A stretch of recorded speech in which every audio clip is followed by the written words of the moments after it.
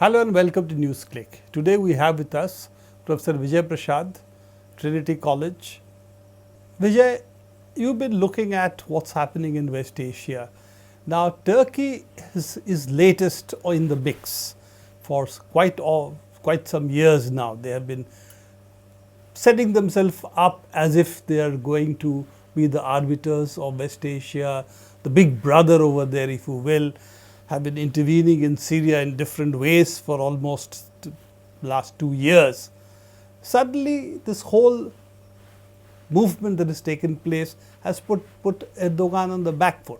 So, how do you really analyze Turkey's position today in West Asia before we come to what's happening in Turkey itself? Yes, I mean, it's important to recognize that the party that's in power in Turkey, the AKP, came into power saying that they were going to be a moderate Islamist force, a modern Islamist force.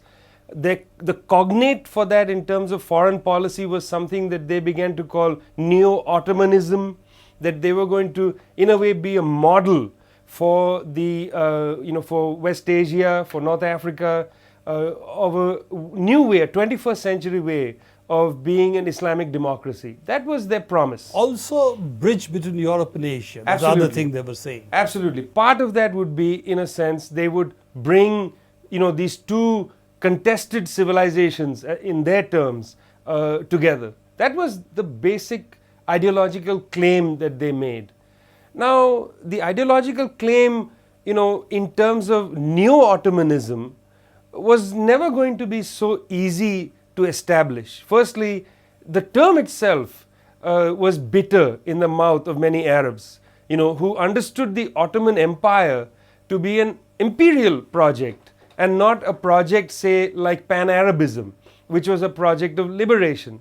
So when the Ottomans, that is the Turks, began to talk about neo-Ottomanism, that was not a very appealing framework. And right when the Arab Spring broke out, the Turkish foreign minister, Mr. Erdogan himself, they were in Egypt, they traveled around the region trying to promote this vision of a 21st century modern Islamic kind of democracy, that they had answers, as it were. In a way, I think they overshot their own capabilities in at least two ways.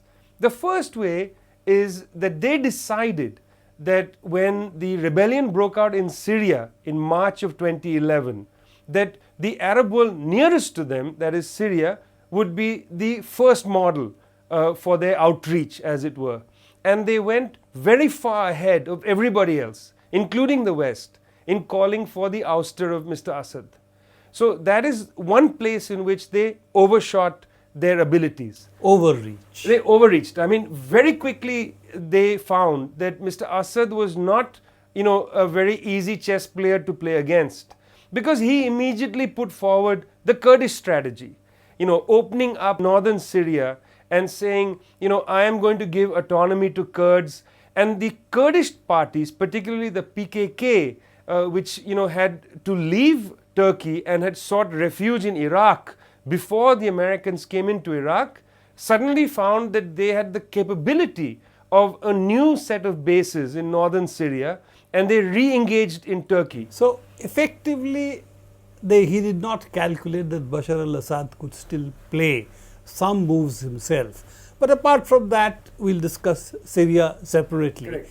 Nevertheless, his initial belief seems to have been that Bashar al-Assad's government would fall very quickly. That hasn't taken place. A lot of the flames of war, if you will, have now reached Turkey itself. We have had bomb blasts over there. You have a section of the rebels holed up there, and it has had also an effect on the Turkish society. But more than that, what the Gezi Park Taksim Square protests have brought about seems to be a complete realignment of resistance to Erdogan in Turkey. Would you think that is correct? Yes, there are two aspects of the AKP politics, the internal politics, that I think don't get discussed outside Turkey as often as they should. One aspect is the kind of neoliberal agenda, where you want to create a civilization of malls, you want to create a civilization of, high-speed freeways, for cars. The elite essentially will have a playground in their society, and everybody else basically can be spectators to the elite's joy. So there was a very strong neoliberal bent to the AKP. Secondly, there's and in a sense, a sort of contradiction. There's a very strong social agenda in the AKP that is quite suffocating. In fact, suffocating for those who would feel freed up by this sort of mall society that the AKP wanted to produce. So let's take some examples in the 2 months before the explosion around the park. Let's take the social thing first, because it came in a sense in advance. Mr. Erdogan, without really attempting a public discussion in Turkish society, decided, for instance, to ban abortions. He was not able to push this strategy forward because he met resistance. But almost unilaterally, he announced an end to abortions. Then he decided to stop alcohol sales. I mean, Turkey is amazing. There's so many restrictions on alcohol sales anyway. In fact, the tariff, the excise on alcohol is something like 600%. It's very expensive. Yet he said, almost unilaterally again, that after 10 p.m., alcohol cannot be sold. Now, when he said this, there was, of course, a pushback. And at the time he said, why should we Turks take our orders from two drunkards instead of from the origin of our faith? Now, the two drunkards he referred to were the first two leaders of the Turkish Republic. The first leader being Kemal Ataturk. Even though Ataturk has a mixed heritage or mixed reputation in today's Turkey, it's quite something to call Ataturk an alcoholic and a drunk, in this cavalier way. Particularly after he saved really Turkey from the kind of occupation which was in the offing after Ottoman Empire really fell, and building a republican state on the ashes of the empire. So Ataturk is still a very Ataturk big has figure. a reputation. I mean, yes, there is the Armenian genocide, yes, there is this, there is that, but he has a reputation among a section of the population that doesn't necessarily want to see him being discounted as an alcoholic. So this second thing was, I think, meaningful. It was not a trivial thing. Then when they announced that this park in Istanbul, which used to be a military barrack until 1940, and then the military barrack was razed and a park was created, a very nice large park. Mr. Erdogan said that we are going to take this park back, and said, again glibly, we're not going to build a barracks, we might build a shopping mall. You remember the thing about there is the neoliberal mall culture that they are promoting, at the same time social suffocation. They were going to cut down a bunch of old trees, so you had environmental groups immediately upset about this decision. You had civic groups upset because the main park in Istanbul was just going to be seized. It's only green space. It's only green space. You had this cavalier social agenda being pushed by the AKP down the throats of a population that actually doesn't accept, these kind of positions. Because after all, the AKP came in saying we are a moderate force. Even though everybody said, look, they're not as moderate as they say. So this was, in a sense, a trigger for a lot of people to feel like the AKP had showed its face and it was no longer acceptable. Vijay, this other part of Taksim Square, which people haven't really registered. He also banned May Day rallies in Taksim Square, and if you remember, there have been massacres in 1977 on the workers after firing was resorted to. So Taksim Square for the working class has a different resonance, and this is the first time that the May Day rallies were not allowed in Taksim Square. So even that is the other part of the element, that the working class came out. The unions have come out against the AKP's policies, particularly Erdogan's policies. Yes, and in May, the same month where there was this bubbling anger and animosity toward this policy direction, the Turkish government bombed a village in Kurdistan and killed something like 30 people. Children were killed. It was a massacre. And the government at that time apologized for something that had happened 70 years ago, but were unwilling to take any responsibility for the killing of civilians in this massacre. So these fissures in Turkish society were ready to come to the fore. Now, it's very important to also register that Turkey is a very literate society, particularly in the section that we're talking about, the big cities. There are 1,000 protests in 1,000 different places. Protests broke out, against the regime. But I don't think one should exaggerate this as well, because the AKP yet has a support base, particularly in rural areas, in sections of the country where there is more fealty to a traditional way of life. So one cannot say that the whole of Turkey is opposed to Mr. Erdogan, but certainly a very large section is opposed. When the trade unions came out and joined the movement, that was very significant, and there was an escalation of demands from saving the park to the government must go, almost within days. That's a very dramatic and important thing. Of course, this played badly for Mr. Erdogan because, as with many modern states, however liberal they may sound when they speak on, in press conferences, they sent out the riot police, they fired chemicals at the crowd, they used, water cannon, which, water cannon always sounds much less dangerous than it actually is. It sounds like some kind of benign thing. It's actually a very dangerous weapon because high pressure water fired at people. And in this water cannon, frequently chemicals are added. Tear gas was used. Tear gas flood and apparently cities. Also mixed with pepper spray. It looks Mixed like. with pepper spray. Huge repression. Now, this, of course, poses a problem for Turkey's neo-Ottoman policy, because when you're repressing your own public, when you're unable and unwilling to have a political discussion about social issues that you want to legislate on, this makes you look very much like the people you say should be overthrown by arms. Like Bashar al-Assad. Like Mr. Assad. So, not only does Taksim Square open up questions of the fissures inside Turkish society, but it also, I think, questions the validity of the kind of foreign policy approach that the Erdogan government was trying out. The other part of the Erdogan government also is that the president as well as the deputy prime minister made much more conciliatory noises.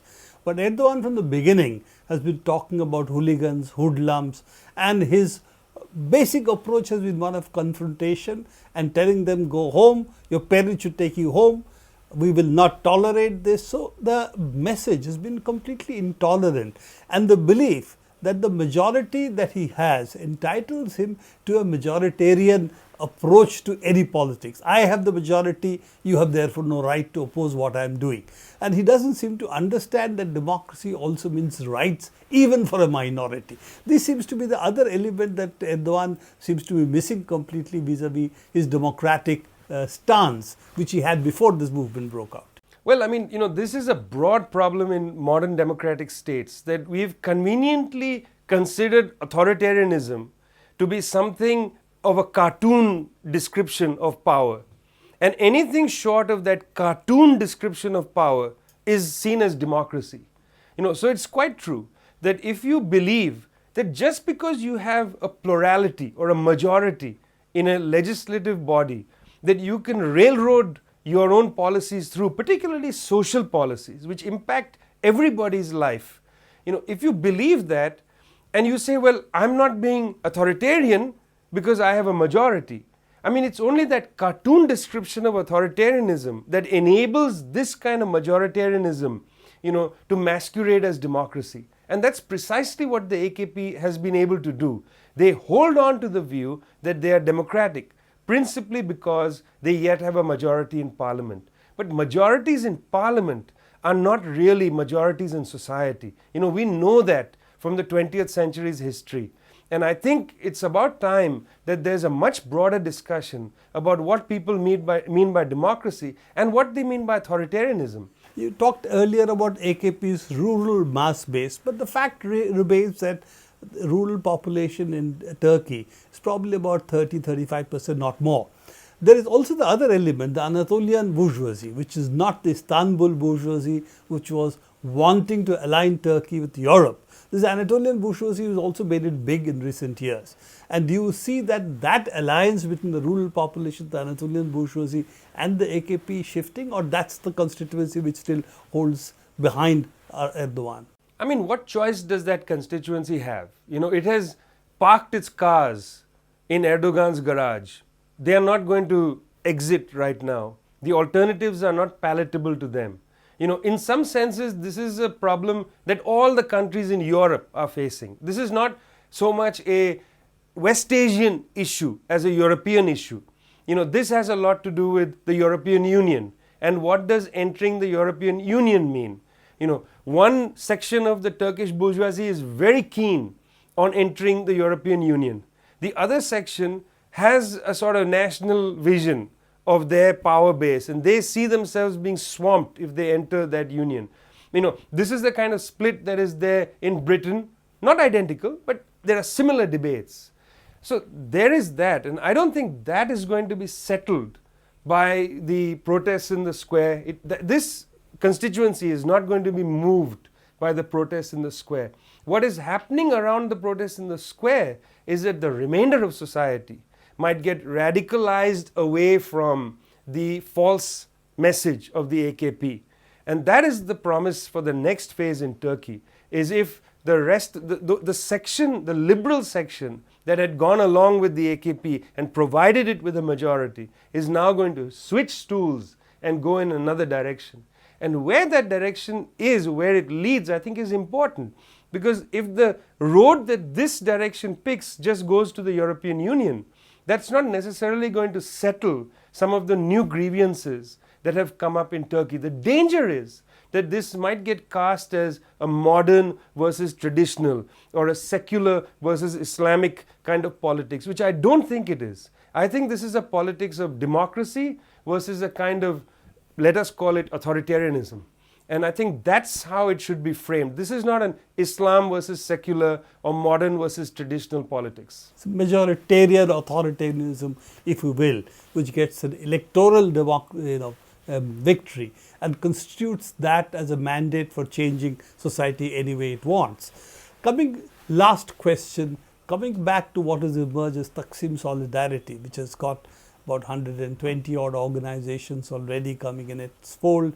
It has a huge chunk of students, football clubs, it's various intellectual bodies, lawyers came out in big support of that.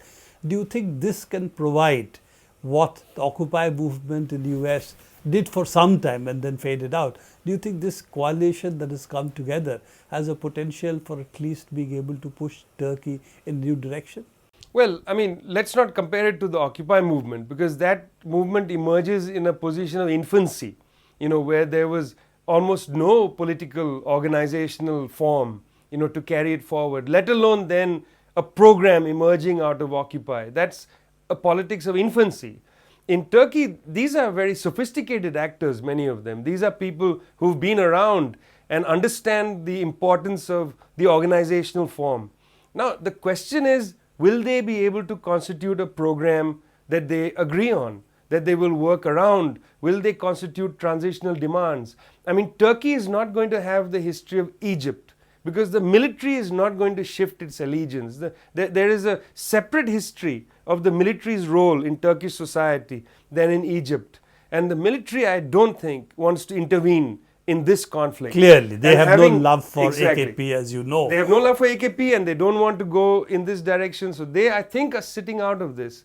And as long as they sit out of this, there is not going to be a Mubarak type solution, and nor is there going to be, you know, an easy co-optation, therefore, of the square, you know, and of this solidarity around the park. So I think there's a possibility, if some kind of program emerges, if a genuine understanding of the slow and patient nature of politics comes in, you know, rather than Erdogan go and he's not going to go, and then there's great disappointment, disillusionment, people are demoralized. If there's a sense of the kind of patience of politics, I think this could be an enormously productive direction for the emergence of a left pole in Turkish politics, which has been absent since the 70s. It's interesting what you say, because Taksim Solidarity, if you read what statement they're making, they have talked of release of prisoners, they have talked of taking actions against police who has taken out their identities and are doing all these atrocities. So they have not pitched their demand at the one go. That was the slogan on the street, but that's not been their demand. So I think it's interesting to see which way they will go. Thank you very much, Vijay. I think Turkish movements are not going to go away quickly, and this has set the stage for something which is quite new in Turkish society for the time being. Let's watch what's happening, and we'll be back with you later. Thank you very much. Thank you.